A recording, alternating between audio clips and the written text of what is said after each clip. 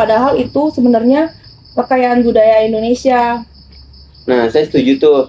Dan ini nggak cuma tanggung jawab pemerintah, tapi juga soal keluarga. Saya ulang ya.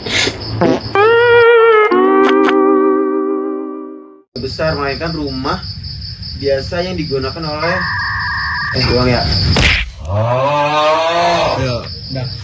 Sabar minum dulu. Oh iya, tadi di waktu kagak minum. Iya. Kan minum ya, biar kagak ini. Bang, udahlah bang.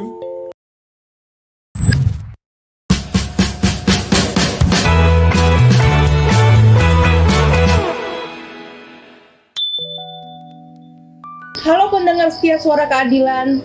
Perkenalkan, nama saya Michelle Barbie dan saat ini saya sudah bersama Saya Ratu Alika. Saya Alta Farwi Sunansyah. Nah, senang sekali bisa menemani kalian dalam ruang bincang yang membahas isu-isu sosial dan kemanusiaan dari berbagai sudut pandang.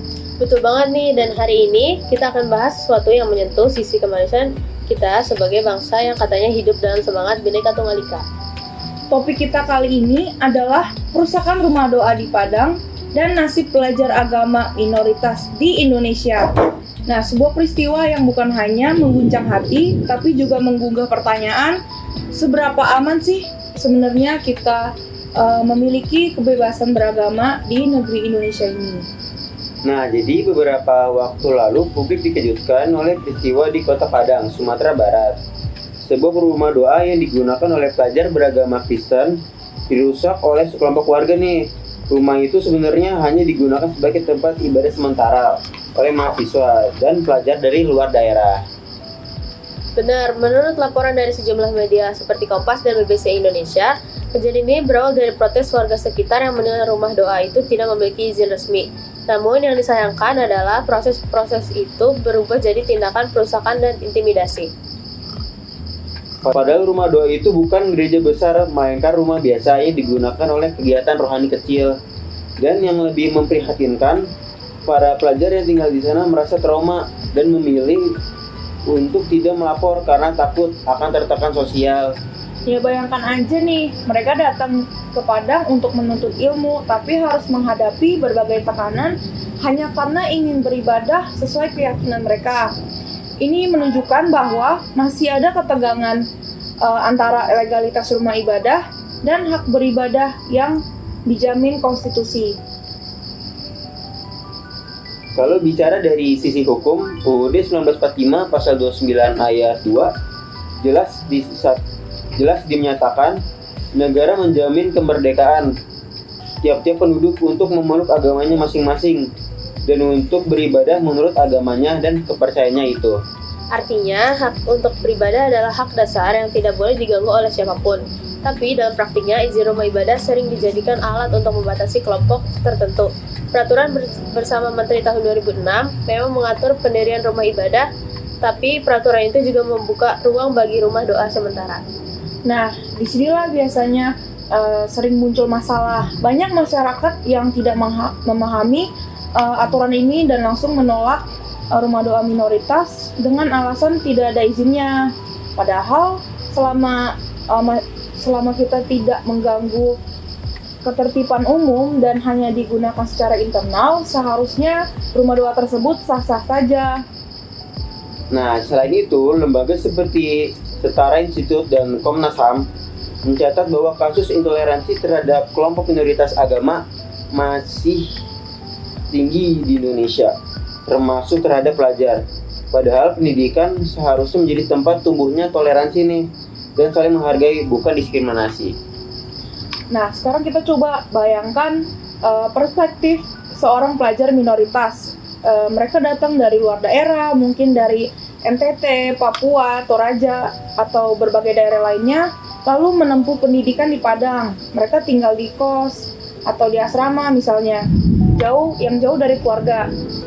Ketika akhir pekan tiba, mereka hanya ingin berdoa bersama teman-teman yang seiman, tapi malah takut karena adanya tekanan sosial.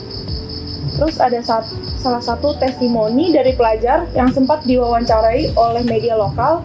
Dia bilang seperti ini, "Kami hanya ingin berdoa dengan tenang, bukan mencari masalah. Tapi setelah kejadian seperti itu, kami takut kumpul ramai-ramai. Bahkan kami menghapus grup ibadah dari WhatsApp. Nah, mendengar seperti itu aja kita udah miris banget ya sih. Kayak mereka ingin ibadah tapi malah diusir gitu. Ya benar. Ini bukan soal persoalan tempat, tapi persoalan rasa aman dan identitas. Pelajar-pelajar minoritas ini akhirnya belajar menyesuaikan diri, menahan diri, bahkan menyembunyikan keyakinan mereka agar tidak dikucilkan. Beberapa dari mereka tidak beribadah di tempat beribadah yang seharusnya. Dan dampaknya serius banget. Banyak di antara mereka mengalami tekanan psikologis, takut, cemas, bahkan kehilangan semangat belajar. Padahal mereka adalah generasi muda yang seharusnya dilindungi dan diberikan ruang aman untuk tumbuh. Nah, kalau kita tarik lebih jauh lagi, akar masalahnya ini sebenarnya bisa jadi adalah lemahnya pendidikan toleransi di masyarakat Indonesia. Banyak orang masih menganggap keberagaman itu adalah ancaman, padahal itu sebenarnya kekayaan budaya Indonesia. Nah, saya setuju tuh. Dan ini gak cuma tanggung jawab pemerintah, tapi juga soal keluarga. Saya ulang ya. Setuju. Nah, saya setuju tuh. Dan ini gak cuma tanggung jawab pemerintah, tapi juga sekolah, keluarga, dan media. Sekolah harusnya jadi tempat anak belajar menghargai perbedaan gak sih? Bukan mengkotak-kotakan teman karena keyakinannya mereka. Betul banget, apalagi di era digital seperti sekarang, banyak informasi yang menyesatkan dan memperkeruh suasana lewat media sosial. Maka penting banget buat generasi muda punya literasi keberagaman, kemampuan untuk menyaring informasi dan berpikir kritis.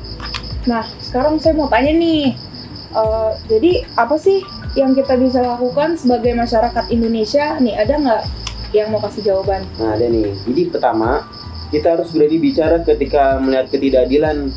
Jangan diam, karena diam berarti membiarkan diskriminasi tumbuh. Nah, kedua, penting juga untuk memperkuat dialog lintas agama di tingkat lokal nih.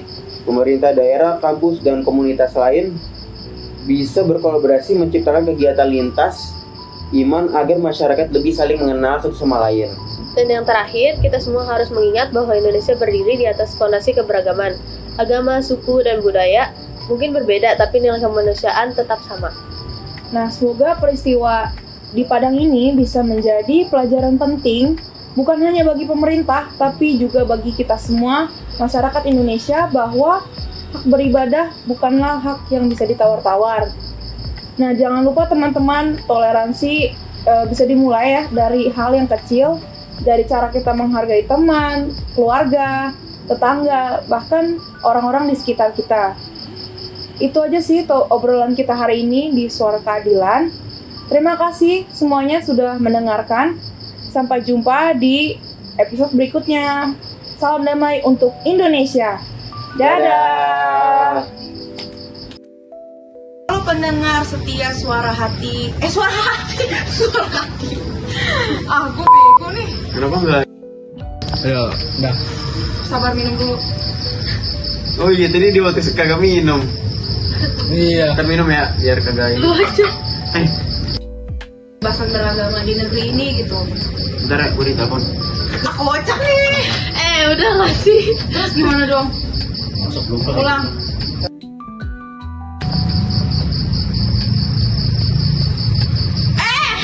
Bukan bukit orang ajar emang dia.